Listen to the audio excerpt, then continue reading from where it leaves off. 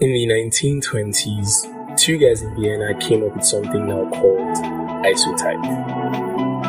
It's picture language. Think data visualization, information design, and graphics. You can estimate how useful this has been for communication. The point was to show social, technological, biological, and historical connections in pictorial form. Boy, did it work. Now, with nothing but stick figures pasted on doors, you know where to go poop. Well, hopefully you do. Just like its isotype siblings, bathroom signs oversimplified gender gists. So we're here, about to try our very best to complicate things. You're welcome to the guide. How are you doing, Nissi? I'm fine. How are you? I'm good.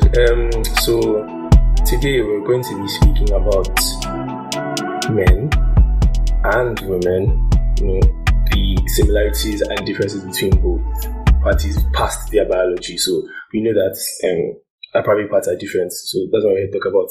But here, this is more a mental thing, like how the psyches work. And I believe you're well versed in that area, right? We shall see. We shall find out. Well, then tell us about yourself first. Look, my name is Nissi. I'm a psychologist. Exactly. Yeah. What else do you want to know? I don't know, the fact that you actually know how our minds work. I don't know how your mind works. Are you sure? You do. I don't. Okay, let me ask you something. Alright. How are we similar, mentally, psychologically? How are men and women similar?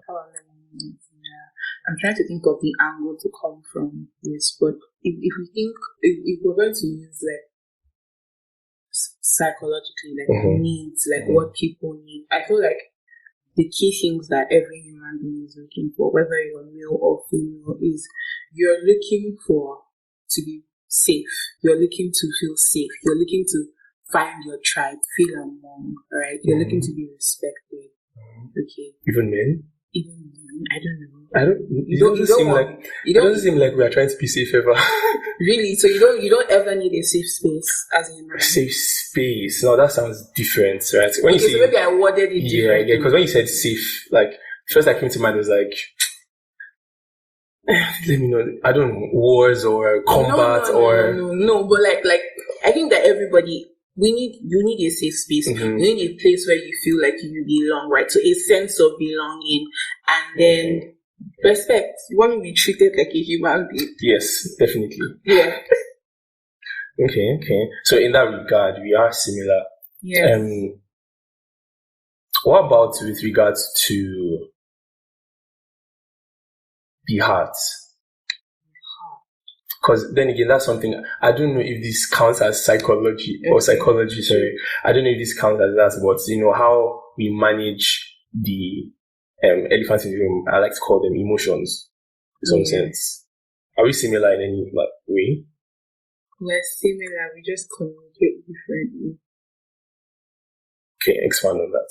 So I feel like with emotions, right, either negative or positive, we're all feeling the same things. Okay, yeah, love, hate, right? Yeah, love, hate, anger. Now, it's your mental processing that differs. It's how you process it. It's your perspective or the lens from which you view life, you view things, you view situations, and a myriad of things affect that. So there's your upbringing, there's the environment that you grew up in, the kind of friends or company that you keep, the books that you read, the people that you surround yourself with, what you're listening to, what you're ingesting. These things now begin to shape your value system. They shape how you communicate. They shape how you, deal with emotions. True. Yeah. Just reminded me of, so in high school, I used to have a crush on somebody. Are you serious? I'm not even kidding. You're like, don't worry, there are many, so it's not even a kid thing. It's not like surprised. But Ngozi was the manliest guy I knew. Well, maybe not guy, girl, right? She was just so OG, and when you say this now, it kind of, I'm like, we actually are similar, or maybe you just don't see it as much or as often, because she wasn't temperamental, typically I would say. She didn't have quote unquote girl fights. I don't know if that makes sense. She didn't have girlfriends. It was cool. She played basketball. She was just cool on that level. And I'm just here like, listening to what you're saying. I was like, yes, definitely. Now, I don't know if that's because maybe she just liked, guys or the way, like, or maybe it was just less problematic to be around boys, because I've heard a couple people say that. Is it? Is it less problematic to be around boys, or is it? Well, I've heard girls say that. Well. I mean, guys are a bit more straightforward and easier to deal with.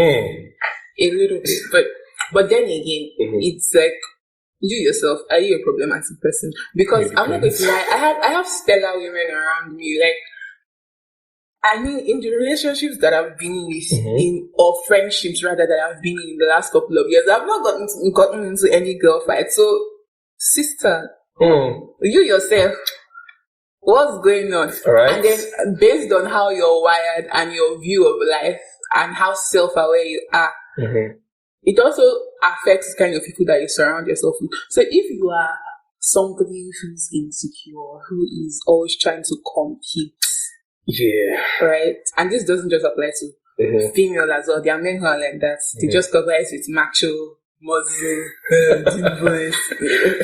We try. But if you're like that, you there's the probability that you're going to attract people like that. And so, if two people are dealing with the same issue, they're going to fight every time. There'll be all this squabbling. But the thing is, like, I feel like in our generation, we need to be more self-aware. Know yourself. Be self-aware. What ticks you off? Why are you getting ticked by this? Study yourself. Be schooled in yourself. It will help you relate with people. It will help you relate with the opposite gender. It will help you relate with, so... Know thyself. Know thyself. Right? That's beautiful. So, in most parts, or what I'm hearing is, generally, typically, we are the same. Right, with things we feel, the things we try to communicate, all those things, like base level, everybody is the same. But it's now down to how we communicate those things, how we perceive those things in the first place, so back to backgrounds and whatnot. So we can be the same or we can be similar, but we are also very different. Very, very different. So, I don't know, I'd just like to speak on how different we are. Okay. I don't know if I have, if off the top of my head, let's start with career. Yeah. Right. So the way men and women approach career, I think is audible to the blind and visible to the deaf. That, it's quite different. Yes. So why does it seem like women into career may seem to have a bit more drive than the typical or average guy? I think that is because there's the giant elephant of raising a family and having children, and the domestic stereotypes that have been placed on us, right? And so, forget Gen Z, we're a bit open. If we take it back to several years ago, you find that the woman is saddled with the responsibility of cleaning and cooking and doing this, and it's not now that people are having 2 children. And so one child, if you want one child, hey, you feel like one child, you're like, sorry, my sons must surround my children. Yes, no. Yeah, no more. And then there's all of that, and so when you find somebody who is able, and these things alone are a full-time job. They are demanding, they are tasking, they're not easy. When you now find somebody who, by some miracle, right, is doing all of that and thriving in their career, they have to be different. There is a level of strength and focus that person has that not the average female doesn't have. It's not that the average female doesn't have the capacity to attain it, is that they've not. The thing that is driving down woman is not what's driving. There's something else driving her. The vision that she has captured in her mind is what is driving her. And so she's doing all of these things and making all of these sacrifices that may be too much for the other person. So that's why. And then we guys, we were still taking the No, you wake up in the morning, they give you food, you go to work, you come back. Some people actually cook. Wait, come in the morning, calm down. No, it depends. I used to try. You? I used to try. I said, when I was serving in Abuja, I used to, I'd prep food for the week or something. I actually make, legit, all I did was make stew and I buy soup. So I just need to boil my rice in the morning, or fry my plantains in the morning. Sometimes I go to work with. Especially when I didn't have money, so but the point is it was slightly easier. I mean, back in the day, there were not as many men who saw it important to play active roles in taking care of their children, in parenting, in their home. They just left everything as regards domestic to the woman. And so it was sort of easier for them to, I mean, you get up, you go to work, you come back, you play with your children small, they give you food, you chop, you watch football, you go sleep. Do you see? Yeah, so that's probably why. But we find now in our generation that things are changing. People are more open-minded to the fact that a woman doesn't have to do everything. Hello, be a present father, be a present husband, help out. It takes two to tango. You need two people to be able to function effectively. People are going to see the woman in a different light. This thing is quite interesting because somehow, whenever we speak about differences, there's always this relational tie there. There's always this, in how we relate to each other. Yeah. Right. So just going back to differences, single. So talking about a guy somewhere, I don't know, in Nigeria, and then he be somewhere else, I don't know. Just not knowing each other, not conversing, or not having interact with each other. What would be the difference between that guy and the babe with regards? It's actually a tough one. Family on the average, because I understand with career, I learned women actually just got into the offices 45 years ago, for the first time. It's wow. Yeah. So it's actually recent, women in work is a recent development. What you exploring that thought as to how, the ones that are driven to do that and do family, they are super, and then some people actually can't do both and they just stick to their work. Yeah. But we see that, maybe with career, it can seem a bit similar, the way we perceive career, because it's all about drive. Who gets to the top, right?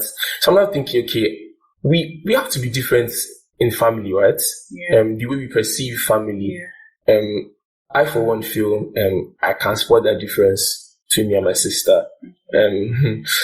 As much as I am interactive and I actually do thrive amongst people that I like. So obviously my family, I have to like them now. But the point is, as much as that is true, I see that actively in regards to behavior or how I actually act. I think my sister is more a family person than I am. It's very possible. As much as she may not want to introduce herself to every single uncle that, comes and there, might be the one to go and say hi. But it just feels like at the core, there's just this if I say drawing now, or there's just this, what I call it, a calling. Are there guys that are made of that way? Is that a way we are different? I mean, people say that women have the innate ability to nurture. Yeah. So that could be why. Okay. This is hard because now we are now having to learn how to nurture, how to be nurturing, especially in the way the world now is set up. Like you said, our generation, being woke or whatnot, having to step up as a guy to be there for your child, go pick them up, stuff like that.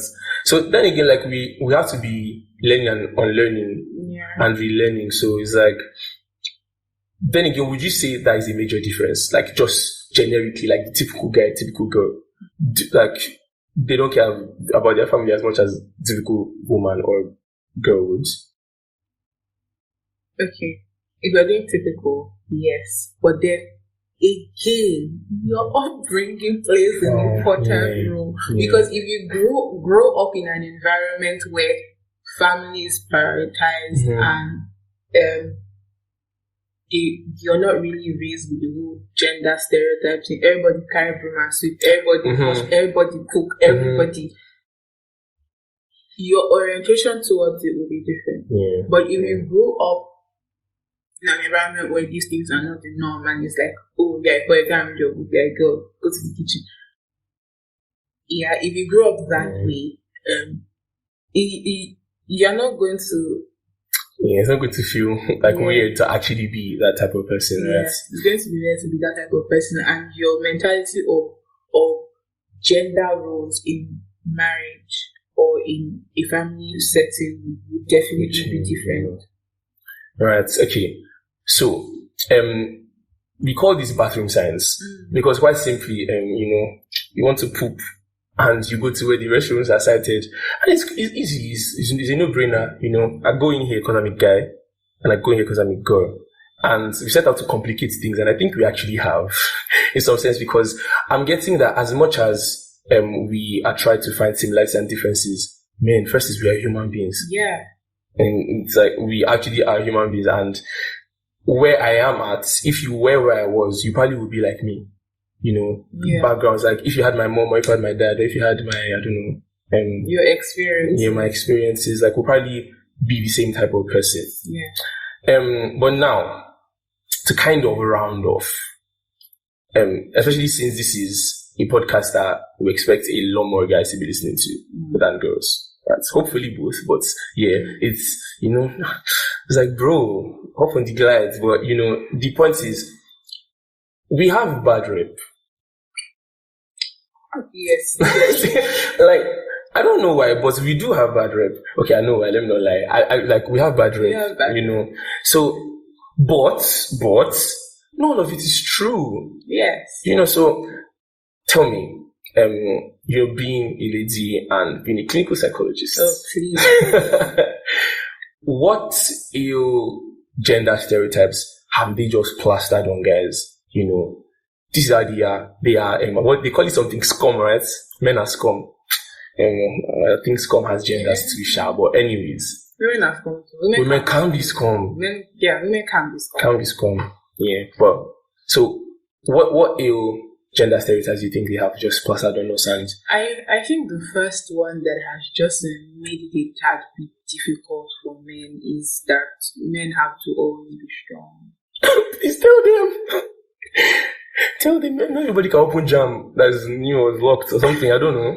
Which was like one of the first things I said when we spoke earlier about similarities, is that we're both looking for a safe space. Yeah. And it's something that I try to do in my relationships and in my friendships, is I want my men, the people around me, to be able to feel safe enough to talk and to share, because you cannot be carrying the burden of the world and then you come to the house, they ask you, hello, what's wrong? You say nothing. What's that? Because that's the right answer, right? It's not the right answer. Because you end up carrying a lot of just burden that you feel like you shouldn't share. And I feel like women have embraced the culture of vulnerability and sharing, and they have their little circles and all of that where they can do that. But men don't have it because, I don't know, somehow it's feminine to share, or it's feminine to be vulnerable, or it's feminine to be open, and men definitely need more safe spaces where they can share. Hi, these are some of the difficulties that I'm having, where you can sit with men who have gone before you and you're asking questions. How did you navigate this? Do you think that how you handle this was the best way? Now that you're older, looking back, do you think that there's a better way that this could have been handled? I don't feel like in any culture, not just in Africa, all around the world, I don't think that men have those kind of spaces. And even if they do, they're very few. They're very few. So men don't always have to be strong. Yeah, so that's bad stereotype one. Learn it. Men don't always have to be strong, at least physically, right? Yeah, I mean, or either way, because we could be strong physically. Yeah. You don't be strong physically. Okay, so now we have to be strong physically. Okay, so when you said strong, did you mean like in the mental? mentally, like they just expect people to just dump all the baggage, like expect them to just carry all the things are going wrong. You lose a child, they expect you to come up and wear the face of strength and not show that you're breaking apart. And then there's now the flip side where in marriages and in homes, when you enter the waters of losing a child or miscarriage, the pains or emotions that the man feels is not valid. But he didn't carry it. But you're grieving as well, and it's. I believe that people in marriages who go through that or come out of that stronger, they come out of it because they worked through it together. They acknowledged each other's pain, and then they found a headway. If you are dealing with it apart, it can end your marriage. It can scatter. Or you lose a parent. Do you understand? Like, true. And your siblings are not understand. You're a man. Man, you have given me so and then that's why you now find that for an outlet, right, for a way to deal with it, you now find more younger men, because you're not finding that burdens are placed on younger men, but even older men, you're not finding them turning to alcohol and drinking and smoking and drugs, different vices. And women, yes. But yeah, okay. Wow. I don't even know if we have time for another one, but it's the stereotype, right, to have community. This is one of the reasons we have this podcast. We have the brand at itself, Tom George. There's this thing I termed institutionalized womanhood. So it's like there's some low-key school of woman. And there's none for men, and it just like butchers that a lot. It's heavy. What? Your mom teaches you how to be a good, and then that is like working or something. And it's like, I mean, it's one of the things that like I had to do. Wow. Yeah. We should get to work. We should get to work. Because men need to be schooled, or not necessarily. Well, let's use the word school. Just more guidance, more attention, so that this labs where you're having women who are more emotionally mature and men who are not can be bridged. Is that there's a certain level of attention that's put on the female that's not on the male. And I feel like at the point where we're at, for us to thrive effectively in society, both of us need to come to the point where the attention is on both the genders, right? And we're being taught and schooled, and we're learning to complement each other. It's not a competition. I feel like if that is done, all this feminism, that's a whole other podcast. Like a whole other channel. But there's the view, there's a particular strain of feminism that's not really feminism. Like you don't actually really know what you're talking about. It will not be existing. Let's not shame them. But it will not be existing, right? Yeah, if all these were addressed from the net.